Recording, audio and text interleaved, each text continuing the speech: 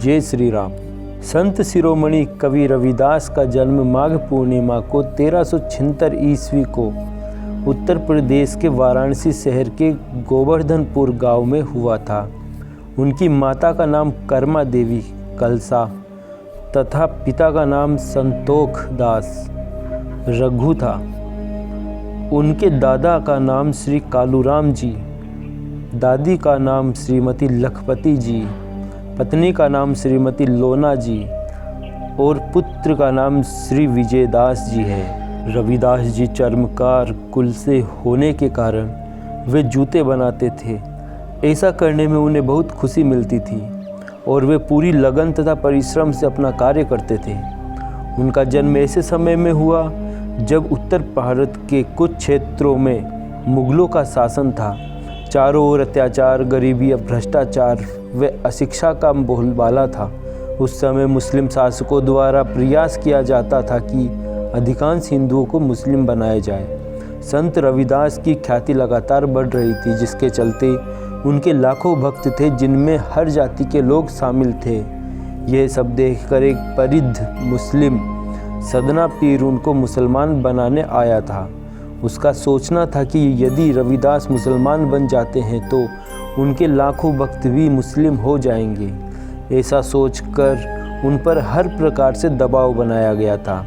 लेकिन संत रविदास तो संत थे, उन्हें किसी हिंदू या मुस्लिम से नहीं, मानवता से मतलब था। संत रविदास जी बहुत ही दयालु और दानवीर थे।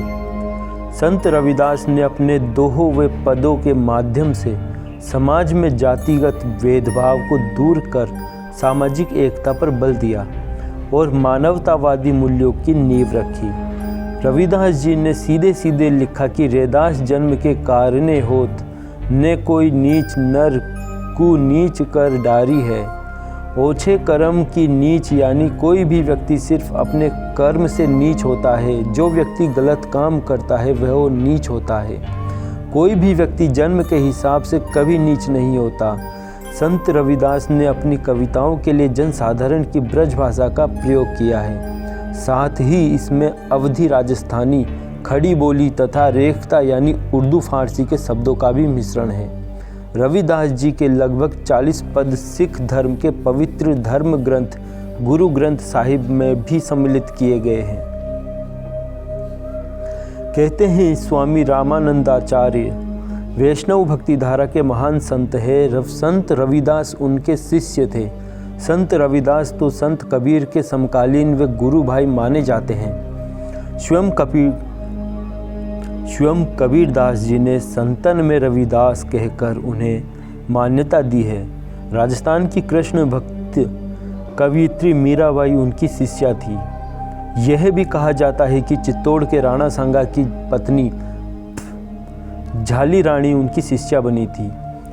वही चित्तौड़ में संत रविदास की छत्री बनी हुई है। मान्यता है कि वे वहीं से स्वर्गारोहण कर गए थे। हालांकि इसका कोई आधिकारिक विवरण नहीं है, लेकिन कहते हैं कि वाराणसी में 1540 ईस्वी में उन्होंने देह छोड़ दी थी। वाराणसी में संत रविदास का भव्य मंदिर और मठ है, जहां सभी जाति के लोग दर्शन करने के लिए आते हैं।